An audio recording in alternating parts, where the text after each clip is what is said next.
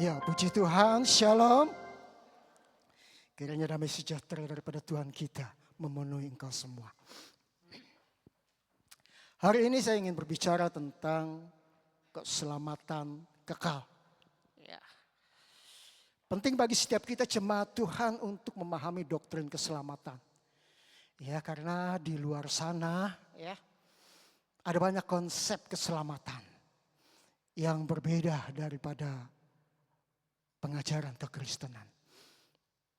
Jadi kita perlu untuk terus belajar.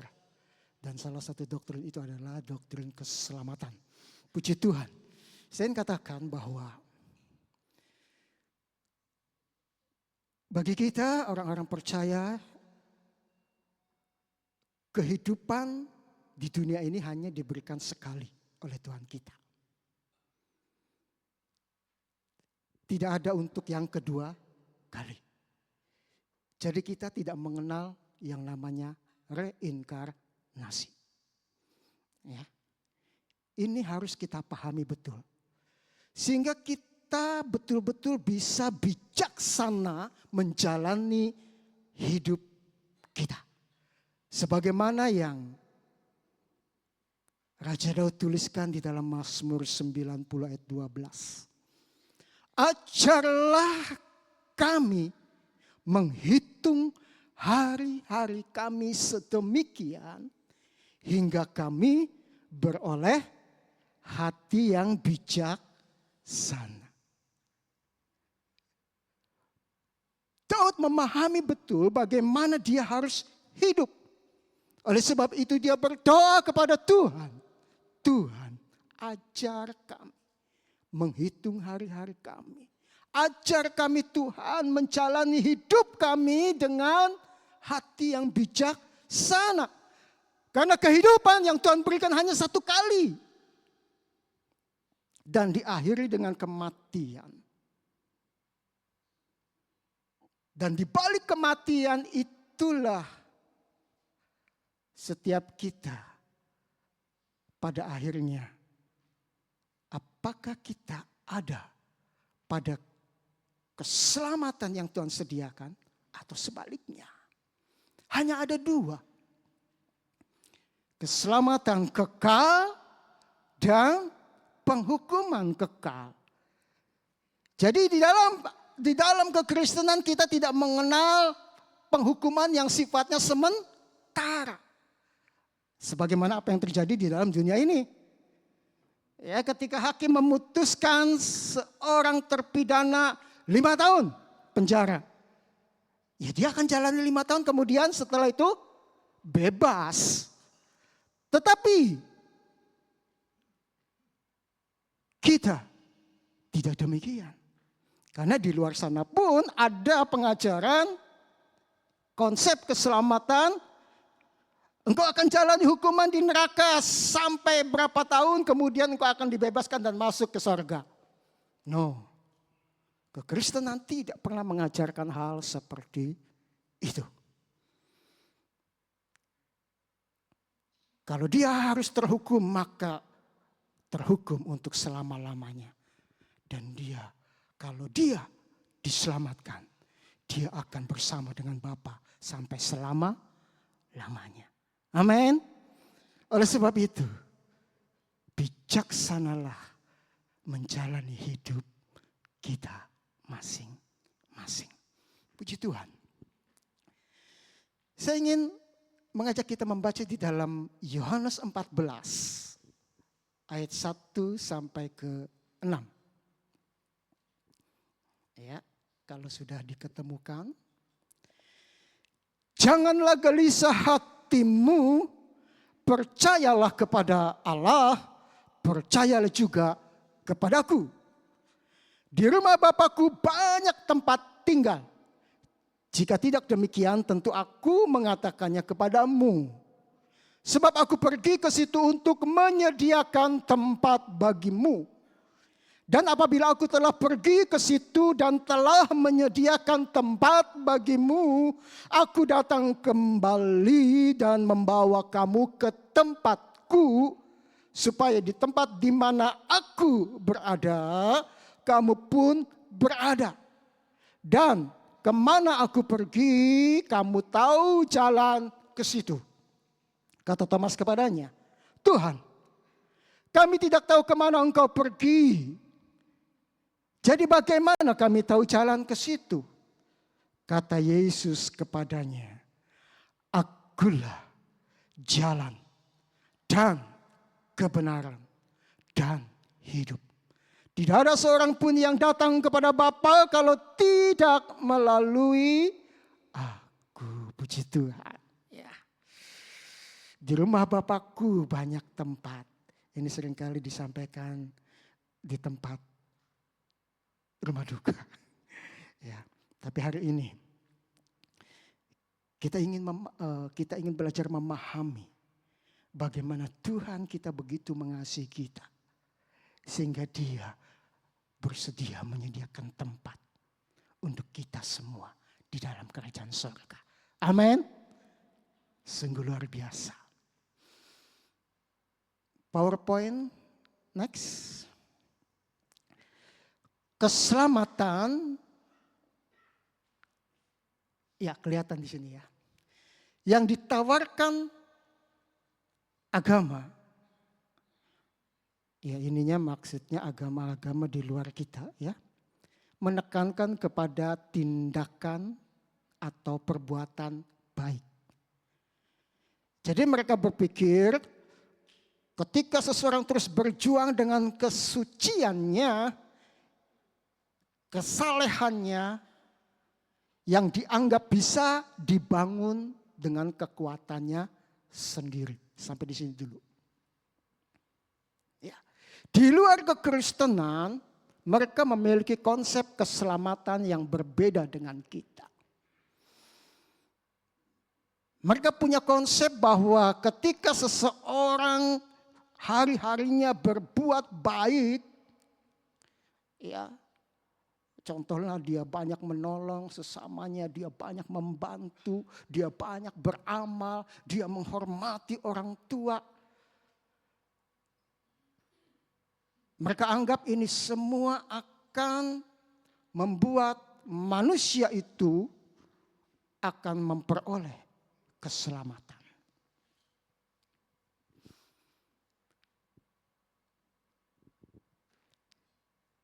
Tentunya ini kedengarannya sesuatu yang baik. Ya. Iyalah. Orang melakukan perbuatan baik, ya baik. Menolong, suka membantu, itu kan hal yang baik. Dan tentunya secara logika manusia, pastilah kebaikannya diterima oleh Tuhan. Tetapi yang menjadi persoalannya adalah, coba kita buka di dalam Roma 7. Roma 7 ayat 18 sampai 19. Kita akan baca terlebih dahulu. Ya. Sebab aku tahu bahwa di dalam aku, yaitu di dalam aku sebagai manusia, ya ini tulisannya, ya, tidak ada sesuatu yang baik. Ya. Tolong disimak. Di dalam aku sebagai manusia, ini ditulis oleh Rasul Paulus, tidak ada sesuatu yang baik. Di dalam diri manusia itu sesungguhnya tidak ada yang baik. Sebab kehendak memang ada di dalam aku, kata Paulus. Tetapi bukan hal berbuat apa yang baik. Next. Sebab bukan apa yang aku kehendaki yaitu yang baik yang aku perbuat. Melainkan apa yang tidak aku kehendaki yaitu yang jahat yang aku perbuat. Oke. Rasul Paulus mengingatkan kita, khususnya mereka yang memiliki konsep keselamatan, bahwa ketika engkau banyak berbuat baik engkau akan selamat. Maka dengan ayat ini, konsep ini menjadi gugur. kebaikan yang bagaimana yang bisa dihasilkan oleh seorang manusia yang di dalam dirinya tidak ada yang baik.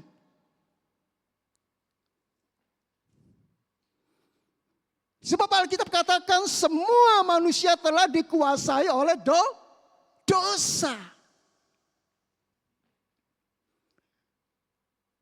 Kita akan baca lagi di dalam Roma 3 ayat 9. Roma 3 ayat 9. Jadi, bagaimana? Adakah kita mempunyai kelebihan daripada orang lain? Sama sekali tidak.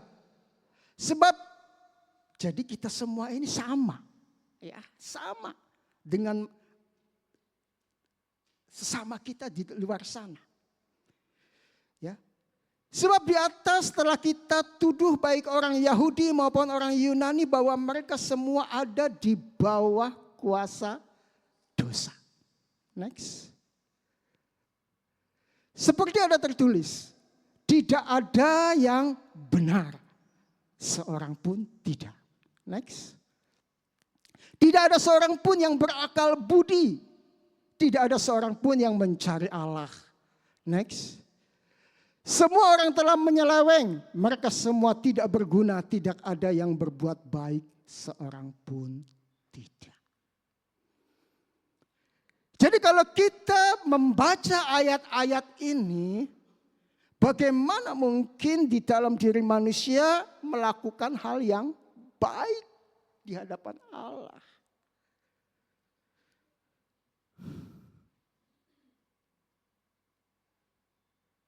Standar hidup Allah tidak bisa disamakan dengan pola pikir manusia. Betul, menurut manusia itu baik, tapi belum tentu di hadapan Allah itu baik. Kita seperti melap sesuatu benda dengan kain kotor. Apakah bisa bersih? Ya nggak bisa bersih karena lapnya kotor.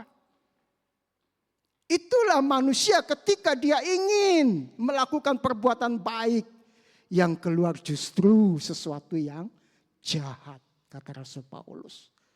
Dan memang itu bukan omong kosong.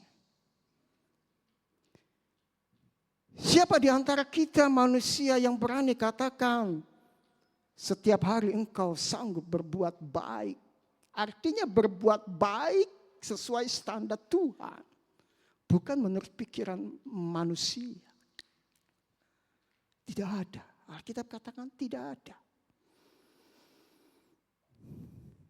2 Korintus 5 ayat 6. 2 Korintus 5 ayat 6.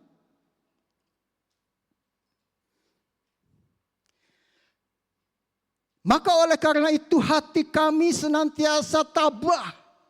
Meskipun kami sadar bahwa selama kami mendiami tubuh ini, kami masih jauh dari Tuhan. Jadi selama kita tinggal di dalam tubuh ini, sesungguhnya kita jauh dari Tuhan. Itulah keadaan manusia. Jadi saya ingin katakan sia-sialah apa yang dilakukan oleh manusia dengan konsep keselamatan bahwa melakukan segala perbuatan baik itu akan bisa menyelamatkan. Karena pada dasarnya di dalam diri manusia yang telah dikuasai oleh dosa tidak sanggup melakukan perbuatan baik sesuai dengan kehendak Tuhan. Mereka hanya bisa melakukan perbuatan baik sesuai standar manusia. Oke. Next pada slide kedua tadi ya. Sementara Injil Kristus menekankan tentang anugerah atau kasih karunia-Nya yang kekal. Inilah doktrin keselamatan yang diajarkan gereja kepada jemaat Tuhan. Bahwa keselamatan itu adalah anugerah dan kasih karunia Tuhan. Jadi bukan karena perbuatan baik. Coba kita baca Efesus 2 ayat 8. Efesus 2 ayat 8.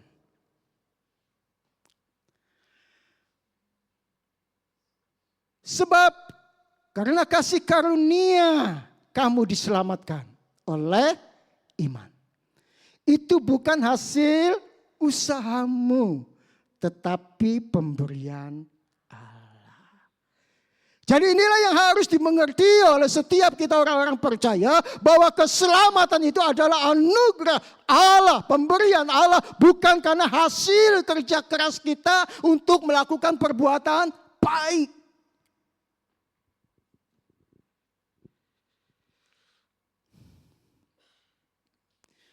Kalau saya ingin katakan,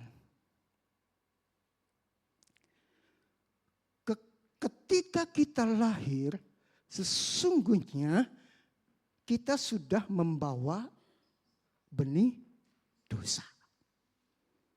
Artinya saya ingin katakan, kita ini semua sudah ketika lahir mempunyai hutang dosa. Lalu kita jalani hidup ini, apakah ada seorang yang menjalani hidupnya tanpa berbuat dosa? Ada? Apakah ada seorang satupun yang menjalani hidupnya tanpa berbuat dosa? Saya kira katakan, saya kira tidak ada seorang pun yang mampu melakukan itu.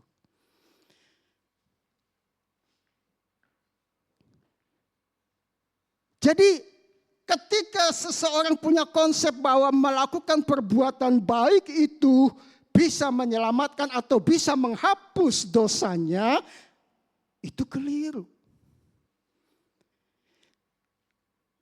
Jangankan untuk menghapus hutang dosa yang kita miliki, untuk menghapus dosa-dosa kita sendiri ketika kita menjalani hidup kita di dunia ini, kita tidak mampu.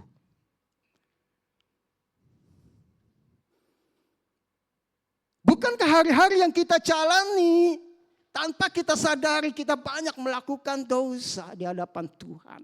Melakukan pelanggaran di hadapan Tuhan. Artinya kita sedang membuat kesalahan yang baru. Sementara hutang dosa kita yang akibat pelanggaran Adam dan Hawa belum terselesaikan. Bagaimana mungkin kita bisa juga menyelesaikan dosa-dosa yang kita perbuat. Jadi artinya di sini saya ingin katakan, tidak ada seorang pun manusia dengan perbuatan baik sebesar apapun mampu menyelesaikan hutang dosa mereka atau kesalahan mereka. Lalu bagaimana?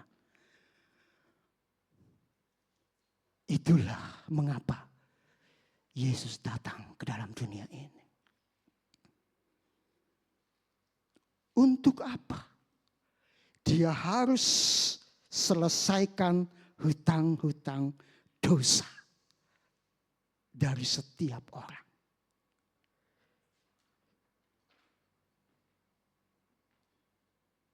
Makanya ketika seseorang memutuskan untuk percaya kepada Tuhan, maka pada saat itu dia terlahir kembali. Dosa-dosanya sudah dihapuskan. Kemudian Tuhan katakan, janganlah engkau berbuat dosa lagi. Karena engkau sudah terlahir baru, jalanilah hidupmu, hari-harimu sesuai dengan firman Tuhan. Jadi kita tidak lagi tersandra dengan hutang dosa kita, tetapi kita mau jalani hari-hari kita sesuai dengan firman Tuhan.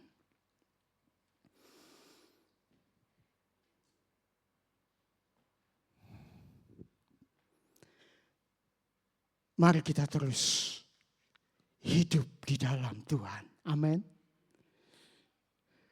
Proses kembali tadi.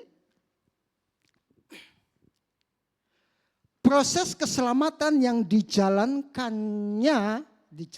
oleh Tuhan kita, ya, meliputi langkah. Yang pertama, kita dipilih sebelum dunia dijadikan. Ya. Efesus 1 ayat 4. Bisa. Haleluya. Sebab di dalam Dia Allah telah memilih kita sebelum dunia dijadikan. Supaya kita kudus dan tak bercacat di hadapannya. Kemudian proses yang kedua, setelah kita dipilih, kita dibenarkan. Diberi posisi benar karena darah Kristus. Roma 8 ayat 30. Saya perlu untuk menayangkan banyak ayat-ayat ya supaya kita lebih jelas. Dan mereka yang ditentukannya dari semula karena itu juga dipanggilnya, dan mereka yang dipanggilnya mereka itu juga dibenarkannya. Dan mereka yang dibenarkannya mereka itu juga dimuliakannya. Kemudian proses yang harus dijalani oleh setiap kita orang percaya adalah dikuduskan. Dimampukan untuk membangun kekudusan. 1 Petrus 1 ayat 2.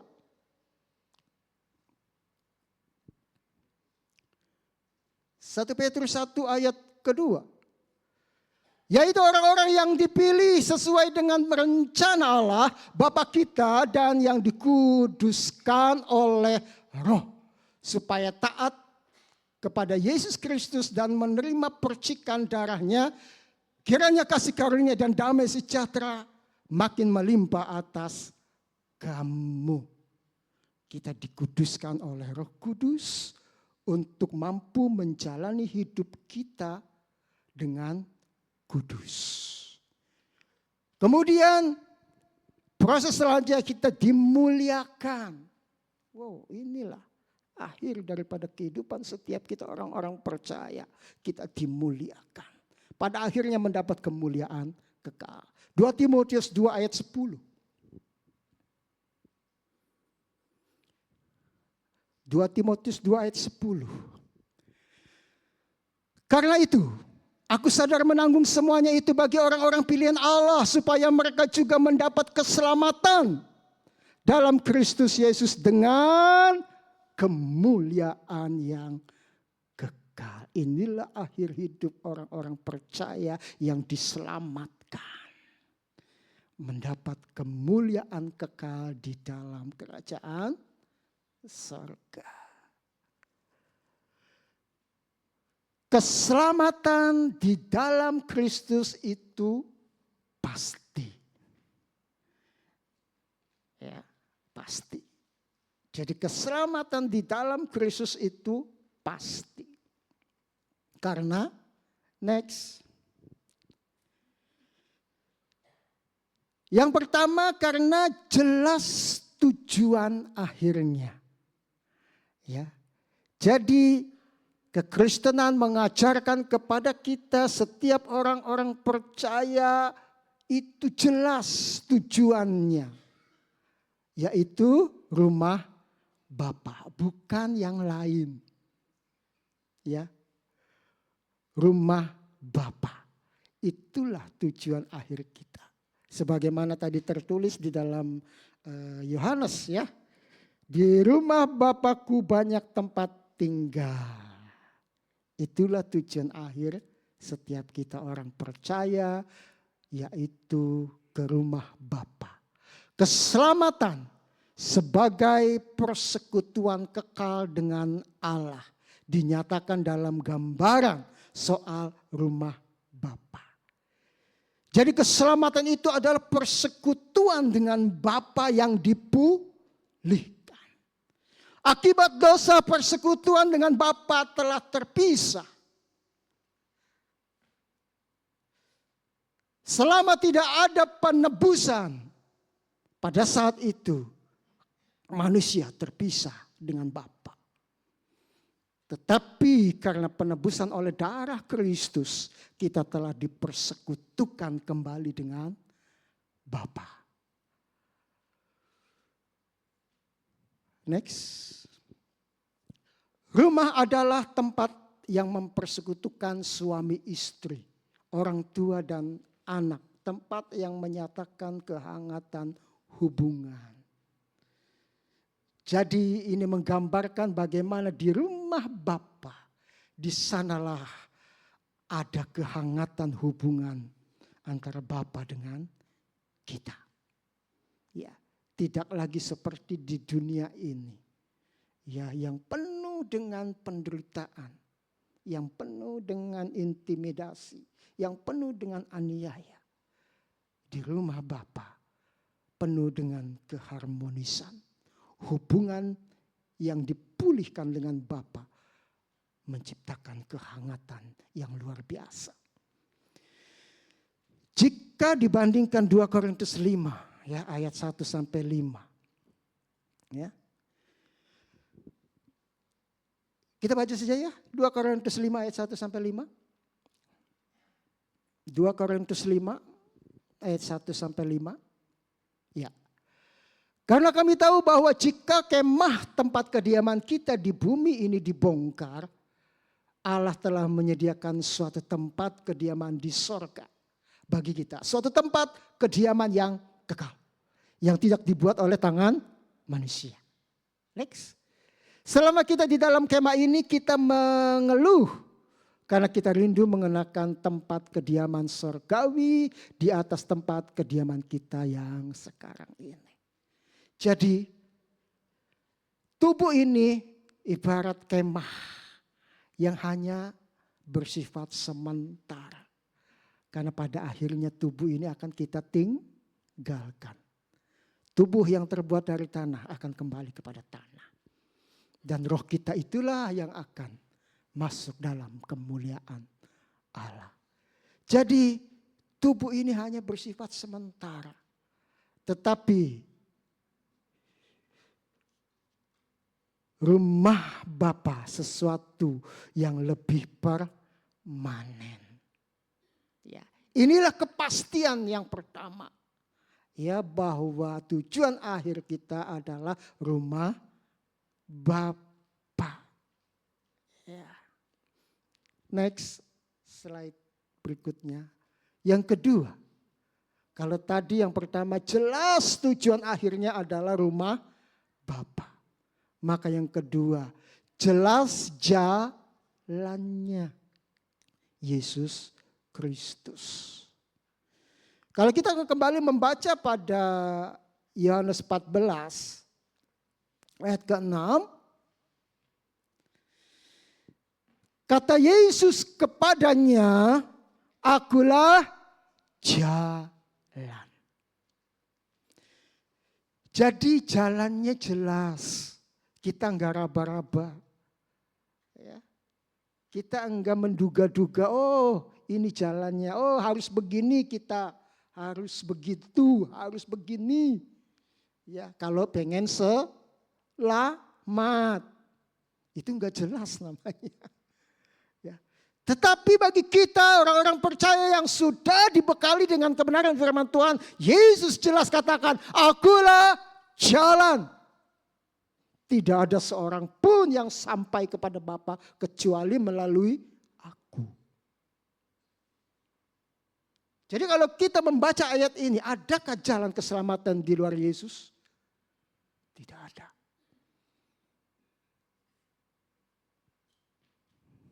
Biarpun mereka di luar sana mempunyai konsep keselamatan A, B, C, D, E. Ya, silakan saja. Tetapi bagi kita orang-orang percaya, jalan keselamatan hanya ada di dalam diri Yesus Kristus. Kalau kita membaca dalam Kisah Rasul 4 ayat 12. Coba. Kisah Rasul 4 ayat 12. Kalau enggak salah. Ya. Dan keselamatan tidak ada di dalam siapapun juga selain di dalam Dia. Sebab di bawah kolong langit ini tidak ada nama lain yang diberikan kepada manusia yang olehnya kita dapat diselamatkan. Jadi di bawah kolong langit ini, di bumi kita ini tidak ada nama lain yang dapat memberikan keselamatan selain di dalam Yesus Kristus. Jika ada tujuan akhir, tentu ada cara untuk sampai ke tujuan itu. Jika keselamatan kekal adalah tujuan akhir, maka Yesus Kristus adalah jalan itu. Next. Jalan juga menunjukkan tentang akses yang terbuka. Tidak ada yang bisa sampai kepada Bapa jika aksesnya bukan melalui Yesus. Jadi Yesus telah membuka akses jalan itu. Yang mungkin selama ini tertutup, Yesus telah membuka akses jalan itu. Kalau boleh digambarkan, ketika Yesus mati di kayu salib, maka salah satu peristiwa yang terjadi adalah apa? Tirai bait Allah terbelah. Artinya akses telah dibuka oleh Tuhan. Orang Yahudi yang selama itu dia harus diwakili oleh imam besar untuk mempersembahkan korban ke ruang Maha Kudus. Tetapi setelah kematian Yesus, akses itu dibuka. Siapapun kita, engkau telah dilayakkan untuk sampai kepada Bapa. Jadi ya baik kalau ada masalah engkau minta doa kepada hamba-hamba Tuhan. Tapi kan hamba-hamba Tuhan tidak selalu bersama saudara. Akses kita kepada Dia sudah dibuka. Engkau bisa langsung berdoa kepada Tuhan. Ya. Jadi jangan terlalu mengandalkan didoain hamba Tuhan sampai engkau sendiri tidak pernah berdoa. Ya. Akses itu sudah dibuka oleh Tuhan kita, bagaimana kita bisa menghampiri tahta kasih karunia. Ya. Marilah kita hampiri tahta kasih karunia Tuhan dengan tidak takut. Karena akses itu sudah dibuka oleh Tuhan Yesus. Oke. Percaya dan menerima Yesus memungkinkan kita mendapatkan akses masuk agar sampai kepada tujuan hidup kekal bersama Bapa. Coba kita buka dalam Ibrani 4 ayat 14. Ibrani 4 ayat 14. Karena kita sekarang mempunyai imam besar agung yang telah melintasi semua langit, yaitu Yesus anak Allah, baiklah kita teguh berpegang pada pengakuan iman kita. Next, 15. Sebab imam besar yang kita punya bukanlah imam besar yang tidak dapat turut merasakan kelemahan-kelemahan kita. Sebaliknya sama dengan kita, ia telah dicobai hanya tidak berbuat jahat. 16. Sebab itu marilah kita dengan penuh keberanian menghampiri tahta kasih karunia. Supaya kita menerima rahmat dan menemukan kasih karunia untuk mendapat pertolongan kita pada waktunya. Tahan dulu ayat 16. Ini luar biasa. Sebab itu marilah kita dengan penuh keberanian menghampiri tahta kasih karunia. Supaya kita menerima rahmat dan menemukan kasih karunia untuk mendapat pertolongan. Amin. Itulah karya daripada Tuhan kita Yesus Kristus. Jadi kita bisa dengan berani menghampiri tata kasih karunia Allah untuk menerima pertolongan dari Tuhan. Jadi jangan pernah jemu berhenti untuk kita terus berdoa. Apalagi ketika kita menghadapi banyak pergumulan, persoalan hidup. Datanglah kepada Dia yang akan memberikan pertolongan pada waktunya. Puji Tuhan, luar biasa Tuhan kita. Next, yang ketiga, jelas jaminannya, yaitu Roh Penghibur. Coba kita buka di dalam Yohanes 14 ayat 15. Jikalau kamu mengasihi aku, kamu akan menuruti segala perintahku. Oke, terus. Aku akan minta kepada Bapa dan Ia akan memberikan kepadamu seorang penolong yang lain supaya menyertai kamu selama-lamanya. 17. Yaitu Roh kebenaran. Dunia tidak dapat menerima Dia sebab dunia tidak melihat Dia dan tidak mengenal Dia, tetapi kamu mengenal Dia sebab Ia menyertai kamu dan akan diam di dalam kamu. Ayat 26.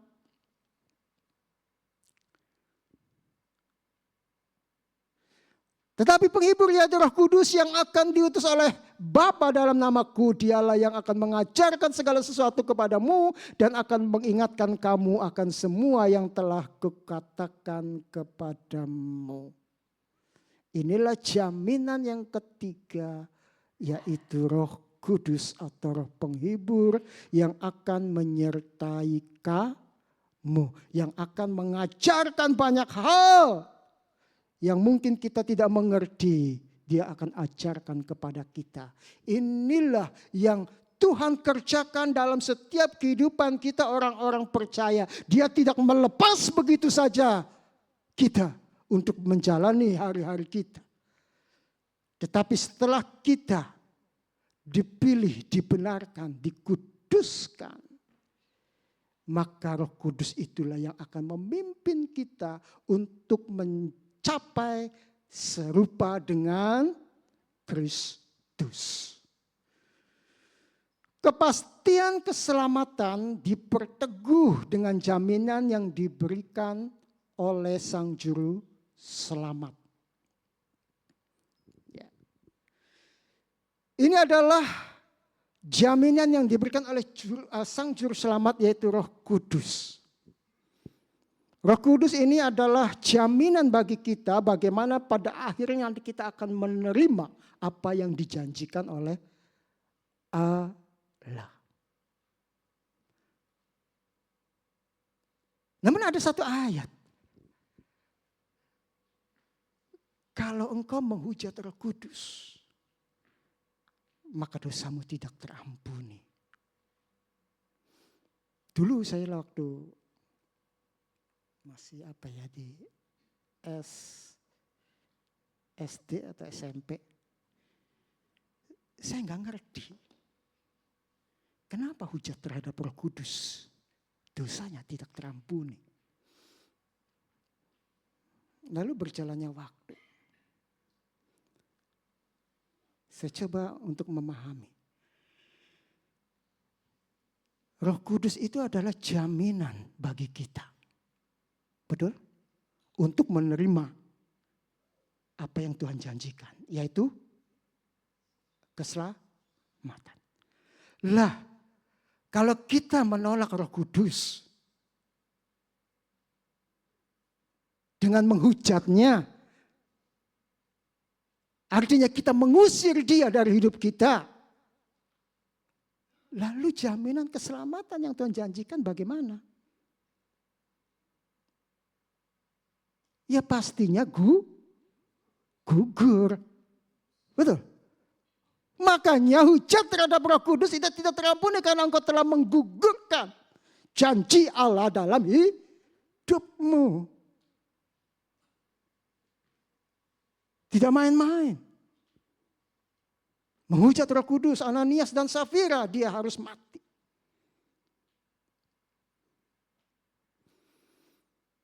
Jadi perlu untuk setiap kita orang-orang percaya betul-betul menghargai, menghormati Roh Kudus yang mau tinggal dalam kita.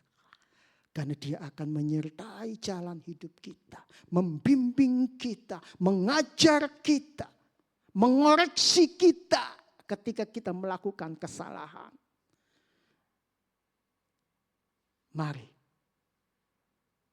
Jaminan Roh Kudus yang Tuhan berikan kepada kita, jangan kita sia-siakan. Next. Yesus menyatakan bahwa sementara menanti keselamatan itu kita didiami dan disertai oleh Roh Kudus-Nya sendiri. Ini adalah jaminan yang kuat. Tidak bisa digoyahkan oleh apapun. Ini adalah jaminan yang pasti. Tidak mungkin digeser apapun. Roh Kudus adalah jaminan yang Tuhan berikan kepada kita. Untuk ketika kita tetap setia berjalan bersama Roh Kudus, maka janji Tuhan akan keselamatan itu akan kita terima.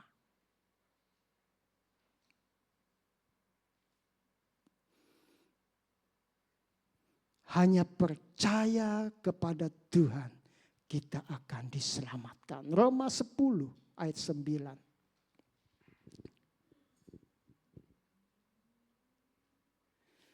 Roma 10 ayat 9.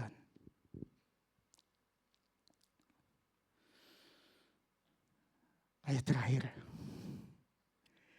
Sebab jika kamu mengakui dengan mulutmu bahwa Yesus adalah Tuhan dan percaya dalam hatimu bahwa Allah telah membangkitkan Dia dari antara orang mati, maka kamu akan diselamatkan. 10. Karena dengan hati orang percaya dan dibenarkan, dan dengan mulut orang mengaku dan diselamatkan. Jadi konsep keselamatan yang Tuhan ajarkan adalah kasih karunia Tuhan. Dan ketika kita percaya Dia, kasih karunia-Nya akan diberikan kepada kita. Yohanes 3 ayat 16, karena begitu besar kasih Allah akan dunia ini, sehingga Ia telah mengaruniakan anaknya yang tunggal, supaya yang percaya kepadanya tidak binasa, melainkan beroleh hidup yang luar biasa. Saudara yang sudah mengambil keputusan percaya dengan hatimu, engkau telah mengambil keputusan yang tepat. Karena keselamatan itu telah menjadi milik hidupmu. Jalanilah hidupmu dengan penuh kasih kepada Tuhan. Dengan penuh tanggung jawab Tuhan. Hutang dosaku sudah dihapuskan. Sekarang aku ingin berjalan seturut dengan kehendak Tuhan. Supaya apa? Supaya aku terus diproses menjadi serupa dengan Tuhan kita. Haleluya. Tuhan Yesus memberkati. Ya. Jangan tegang ya. Ayo kita nyanyi dulu. Kita dipilih dari segala bangsa. Oleh anugerahnya kita telah dipisahkan